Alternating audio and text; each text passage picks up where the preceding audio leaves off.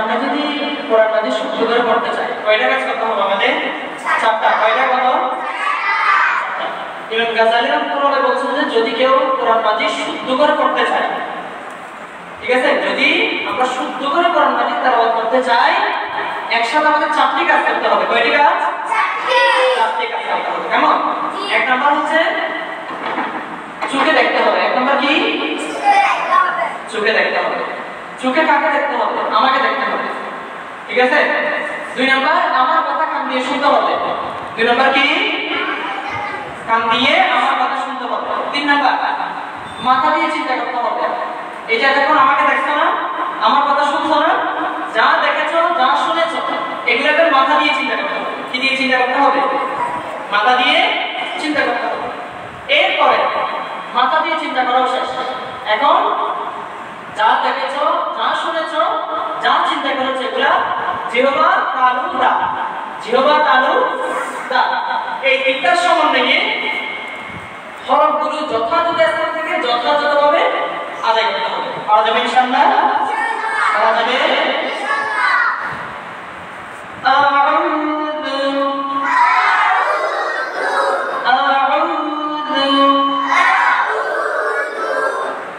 দেখো তিন জায়গায় পরিপূর্ণ টুক গুণ করতে হবে। কয় জায়গায়?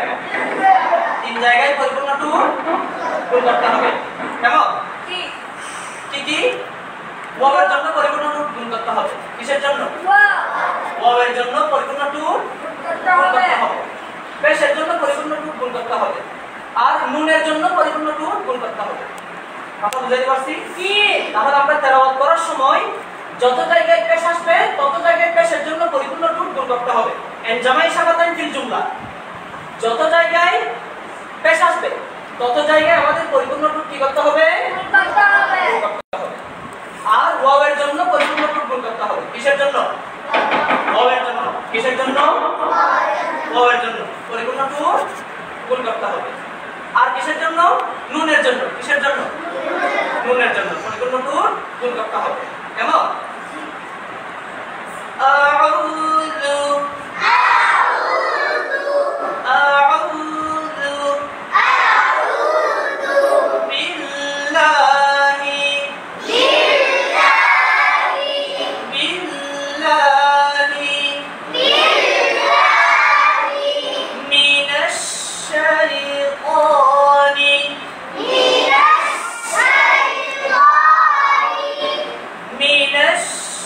الشيطان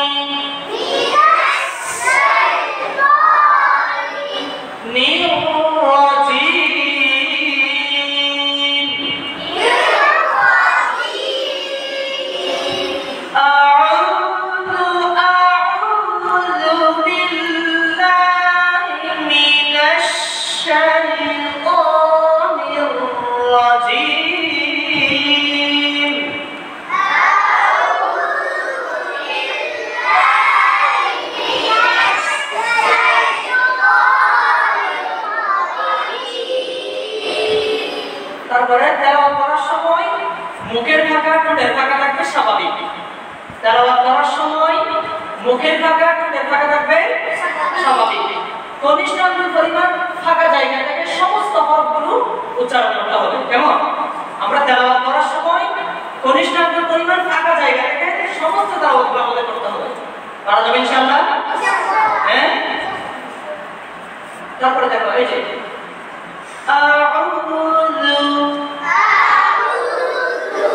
আইন পেশ দাল পেশ, আইন পেশের জন্য দাল পেশের জন্য কি করতে হবে? গোল করতে হবে। কেমন? আউযু বিল্লাহি মিনাশ শাইতানির রাজিম।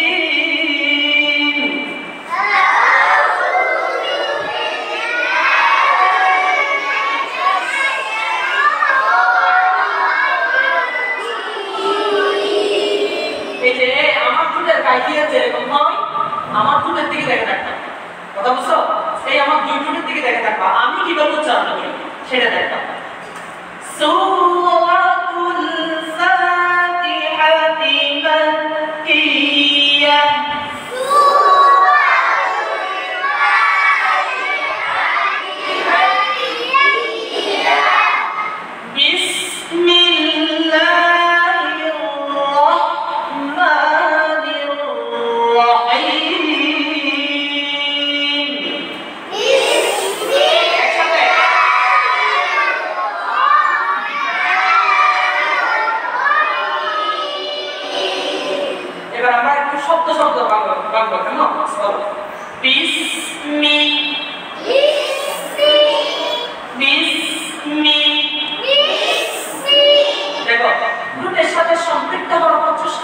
শুধুমাত্র চারটি। কয়টি? হরফে হিজা 29টি। হরফে হিজা কয়টি? 29টি। আর এই 29টা হরফ থেকে শুধুমাত্র কেবলমাত্র চারটি হরফের সাথে ঠোঁটের সাথে সম্পর্ক আছে। কয়টি হরফ বলো? হ্যাঁ, হরফে শাফাউইয়া। হরফে শাফাউইয়া কয়টি? চারটি। কয়টি বলো? চারটি। তাহলে এই চারটি হরফের সাথে ঠোঁটের সাথে সম্পর্ক আছে। সেগুলো কি কি? বা, মিম, ওয়াও, ফা। বা, মিম, ওয়াও, ফা। এই চারটি হরফের সাথে ঠোঁটের সাথে সম্পর্ক আছে।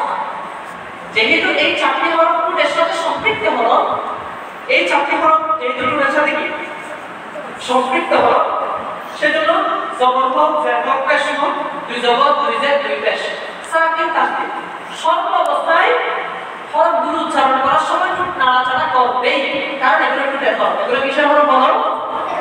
ঠোঁটের হরফ। কেমন? তারপরে এবার আসো, আমরা একটু মাখরাজটাও জানি না। বা উচ্চারণ করার সময় ঠোঁট চাপ দিবা না। বা উচ্চারণ করার সময় ঠোঁট চাপ দেওয়া যাবে না। বা উচ্চারণ করার সময় এই যে আমাদের ঠোঁটের দুইটা অংশ আছে, একটা হচ্ছে শুকনো অংশ আর একটা হচ্ছে ভিতরের অংশ, বীজা অংশ। কেমন? আমরা চাইলে বলতে পারি বাহিরের অংশ আর ভিতরের অংশ, অথবা শুকনো অংশ, বীজা অংশ। শুকনো অংশ, বীজা অংশ। এই দুই ঠোঁটের বীজ অংশ থেকে একেবারে চাপ না দিয়ে, ঠিক আছে, দুই ঠোঁটের বীজ অংশ থেকে স্বাভাবিকভাবে বা উচ্চারিত হবে। দুই ঠোঁটের বীজ অংশ থেকে স্বাভাবিকভাবে কি উচ্চারিত হবে? বা উচ্চারিত হবে। কি উচ্চারিত হবে বলো হুজুর? বা। সবাই একসাথে বলো, তোমরা বাবা ছেড়ে না, একসাথে বলো। কি উচ্চারিত হবে? বা উচ্চারিত হবে। তাহলে বা উচ্চারণ করার সময় কি খুব চাপ দেওয়া যাবে? আবার মিম উচ্চারণ করার সময় খুব চাপ দিতে হবে। কি উচ্চারণ করার সময়? মিম উচ্চারণ করার সময় খুব চাপ দিতে হবে। খুব কি দিতে হবে? চাপ দিতে হবে। ঠিক আছে না? মিম উচ্চারণ করার সময় খুব কি দিতে হবে? চাপ দিতে হবে। আবার এই যে বা উচ্চারণ করার সময় বলছিলাম যে দুই ঠোঁটের বীজ অংশ থেকে স্বাভাবিকভাবে উচ্চারিত হবে। আর মিম উচ্চারণ করার সময় দুই ঠোঁটের শুকনো অংশ থেকে চাপ সহকারে উচ্চারণ করতে হবে। কি সহকারে? চাপ সহকারে উচ্চারণ করতে হবে। কি সহকারে?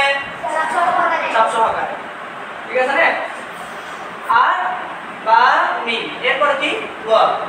দুই ঠোঁটের পরিপূর্ণ গোল অংশ থেকে ওয়া উচ্চারিত হবে। দুই ঠোঁটের পরিপূর্ণ গোল অংশ থেকে ওয়া উচ্চারিত হবে। ঠিক আছে না? আরেকটা কি আছে? ওয়া ফা। সারা মিমের আগা সামনের উপরে দুই দাঁতের আগা, নিচের ঠোঁটের বিজাপে, নিচের ঠোঁটে বিজাপে, সেখান থেকে কি উচ্চারিত হবে? ফা। কি উচ্চারিত হবে? ফা। পারা যাবে ইনশাআল্লাহ? ইনশাআল্লাহ। আচ্ছা, আমরা বিস্তারিত আলোচনা করব তাজউইদের ক্লাসে, কেমন? এখন দেখি তো সূরা মাসের ক্লাস চলতেছে, সেজন্য আমি অত বেশি বিস্তারিত আলোচনা করব না এখানে। বিসমি বিসমি বিসমি বিসমি ইররা ইররা ইররা ইররা ইররা ইররা একসাথে নিররাহিম নিররাহিম বিসমিল্লাহির রাহমানির রাহিম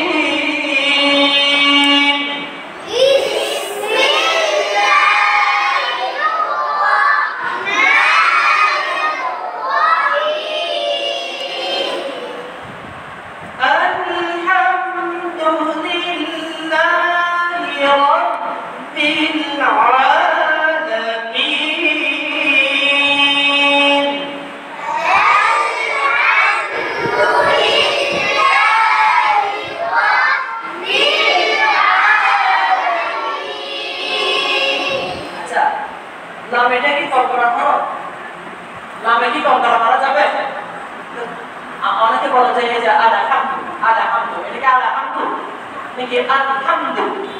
আলহামদু বলো।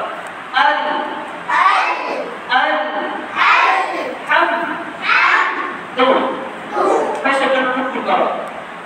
আলহামদু আলহামদু লিল্লাহি লিল্লাহি লিল্লাহি লিল্লাহি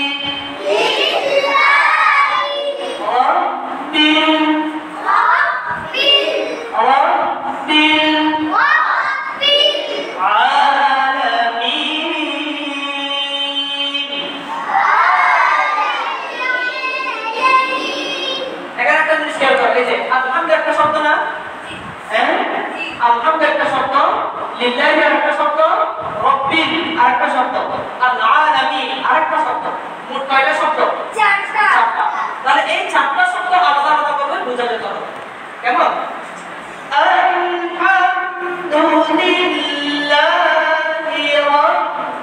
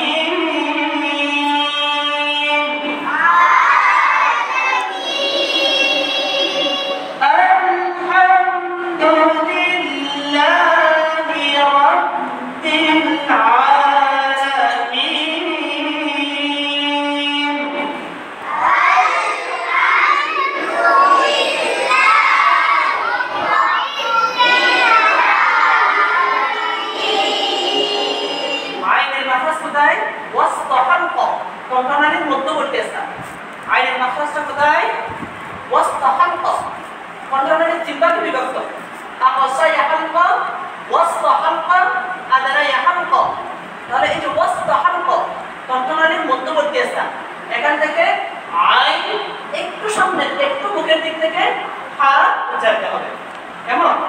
বলো আইন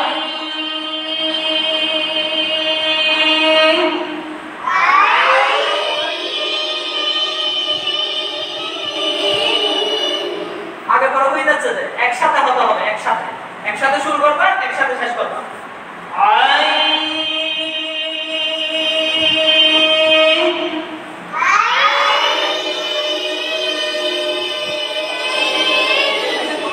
আইনের সাথে সাথে সম্পর্ক আছে?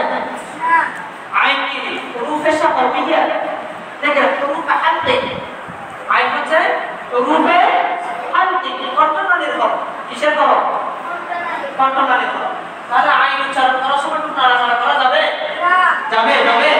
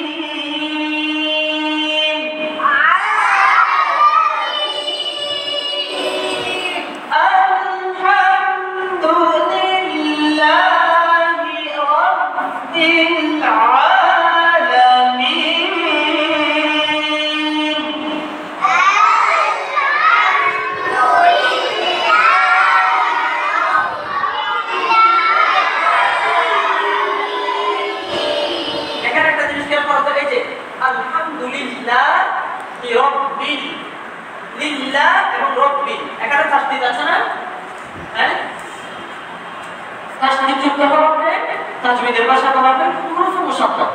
কি বলা হয়? হুরুফে মুশাদ্দাদ। দেখো হুরুফে মুশাদ্দাদ যেখানে পাবা সেখানে অতিরিক্ত এক হরফ পরিমাণ বেশি ধরে রাখতে হবে। আবার বলতেছি, তাসদীদ যুক্ত হরফ যেখানে পাবা সেখানে অতিরিক্ত এক হরফ পরিমাণ কি করতে হবে? হরফটাকে ধরে রাখতে হবে। হরফটাকে কি করতে হবে? ধরে রাখতে হবে। কেমন? এই যে আমি করো লিল্লাহি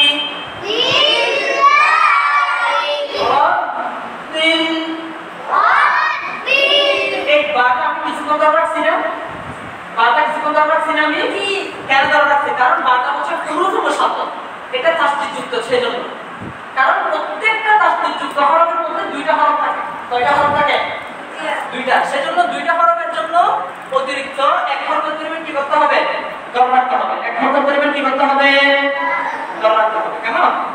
আবার দেখো, এই যে আমি এখন তেলাওয়াত করার সময় একটু খেয়াল করবা, এই যে একটা আয়াত আমি পড়ার সময় যে চারটা শব্দ আছে, চারটা শব্দ আলাদা আলাদা ভাবে কি বুঝা যেতে হবে। দেখো আলহামদুলিল্লাহি রাব্বিল আলামিন।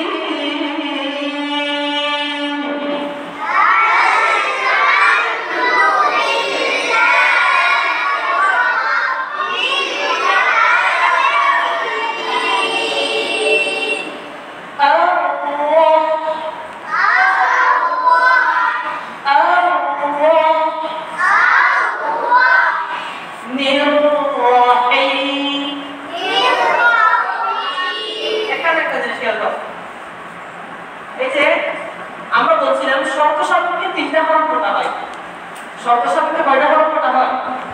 তিনটা হরফ পড়া হয়। সেগুলো কি কি? আলিফ লাম রা। আলিফ লাম রা। এই যে আলিফ লাম রা, এই তিনটা হরফ শর্ত সাপেক্ষে পড়া হবে। অর্থাৎ কিছু শর্ত আছে, ওই শর্তগুলো যদি পাওয়া যায় তাহলে হরফগুলো কি হবে? মোটা হবে। যদি শর্তগুলো পাওয়া না যায় হরফগুলো কাটতে হবে। হরফগুলো কি হবে? ঠিক আছে না? এই যে দেখো এখানে, তাহলে এখানে আর-রাহমানির রাহিম, এখানে র আছে না? র আছে না? আছে। তাহলে র কত মোটা হবে? র এর উপরে এক জবর এক পেশ, দুই জবর দুই পেশ, কাটা জবর দুই পেশ কাটলে র মোটা হবে। আমার সাথে বলো, র এর উপরে এক জবর এক পেশ, এক জবর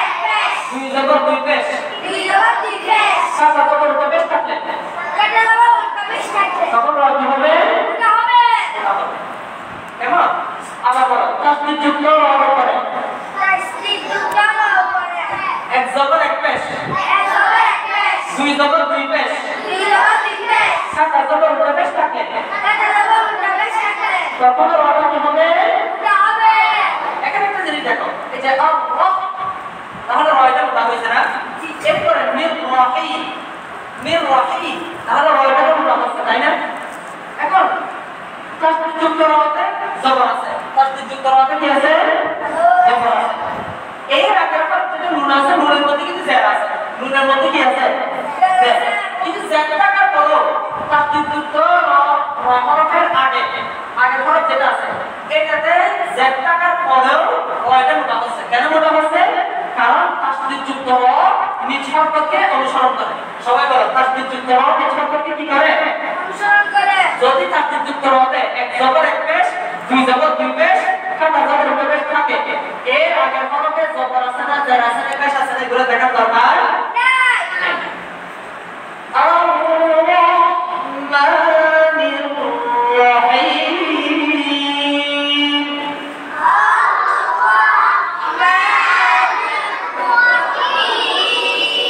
সবাই একসাথে বলো, আর-রাহমানির রাহিম।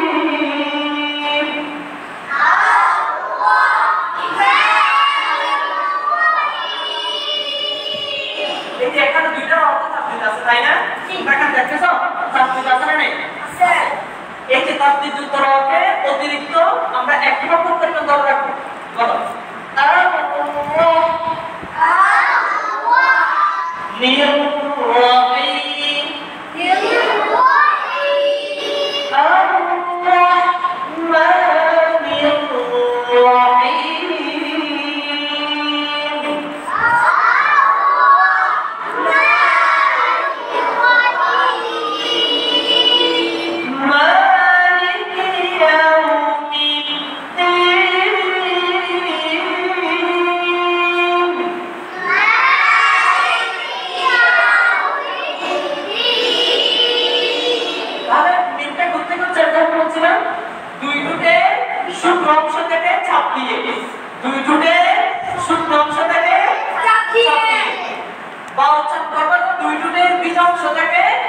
স্বাভাবিকভাবে, অর্থাৎ চাপ দেওয়া যাবে না। বা উচ্চারণ করার সময় চাপ দেওয়া যাবে না, কিন্তু মিম উচ্চারণ করার সময় দুই টুটের শুক্র অংশ চাপ দিয়ে মিম আদায় করতে হবে। মিম কি করতে হবে? হ্যাঁ, দুই টুটের শুক্র অংশ থেকে চাপ দিয়ে মিম আদায় করতে হবে। বলো, মালিকি, চাপ দাও, খুব চাপ দাও। এখানে যারা ভালো ছেলে আছো তোমরা যদি মনোযোগ দিচ্ছ, আর যারা ভালো নয় ওরা মনোযোগ দিচ্ছে না। এই যে মিমের সময় খুব চাপ দাও। মালিকি, মালিকি, মালিকি, মালিকি, ইয়াউম, ইয়াউম। বাবার জন্য টুট করে বসো। জি। বাবার জন্য টুট পরিপূর্ণ করে হবে। মালিকি ইয়াউম,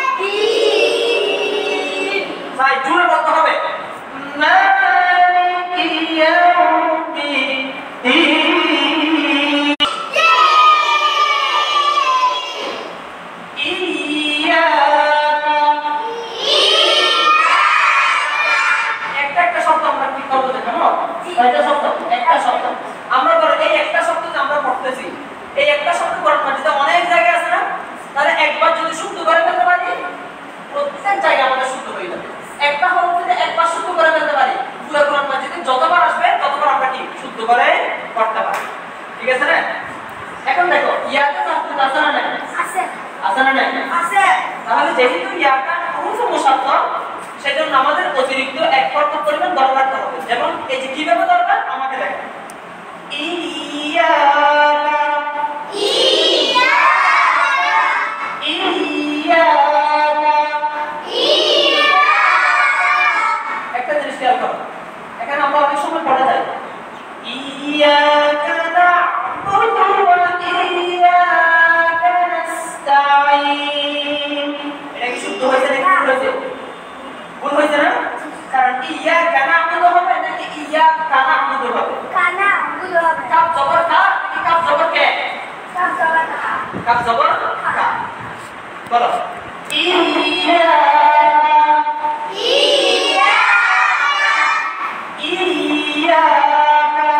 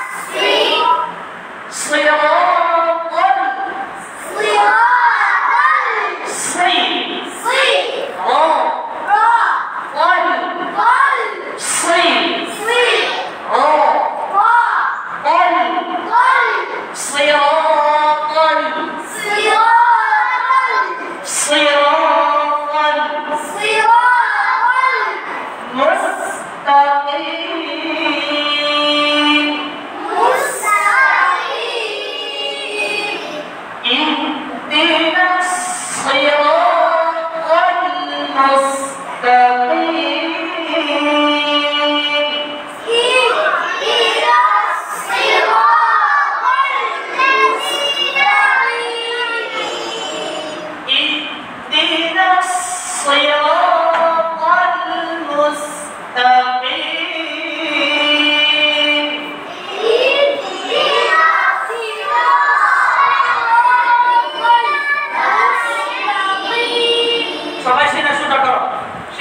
করো, সোজা হয়ে বসো, একসাথে শুরু করবে, একসাথে শেষ করবা। আর যারা পড়তেছ না আমি কিন্তু দেখতেছি সবাইকে। ইহদিনাস সিরাতাল মুস্তাকিম, ইহদিনাস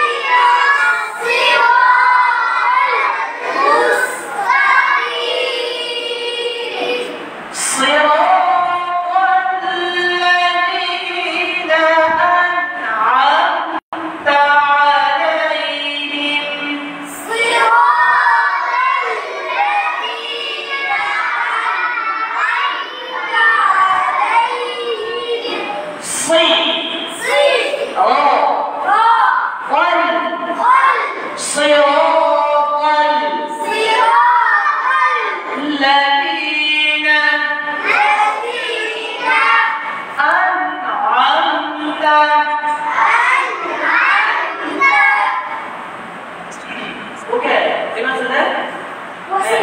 সিরাতাল লাযীনা আন'আমতা আলাইহিম, সিরাতাল লাযীনা আন'আমতা আলাইহিম,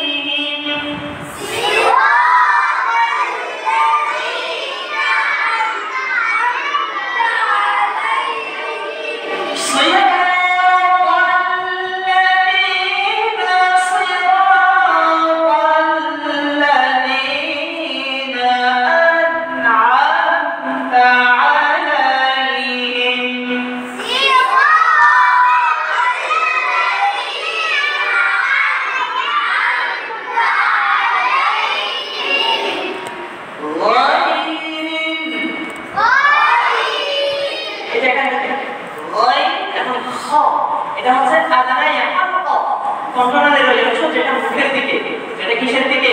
মুখের দিকে। কেমন? গায়রিল, একসাথে গায়রিল মাগদুবি, মাগদুবি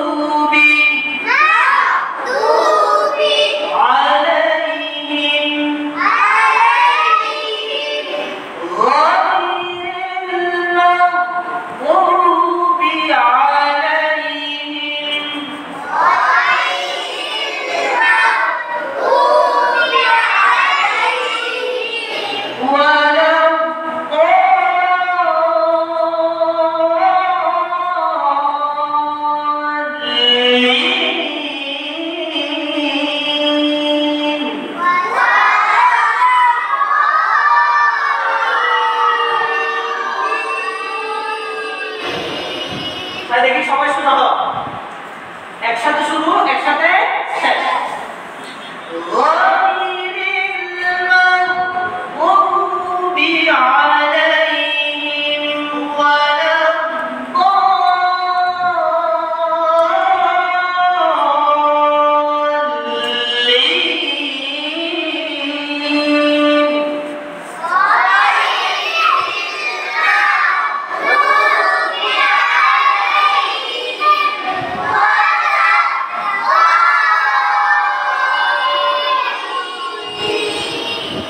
এবার আমি করব, তোমরা শুনে থাকবে। কেমন? আউযু বিল্লাহি মিনাশ শাইতানির রাজীম, বিসমিল্লাহির রাহমানির রাহিম, আলহামদুলিল্লাহি রাব্বিল আলামিন, الرحمن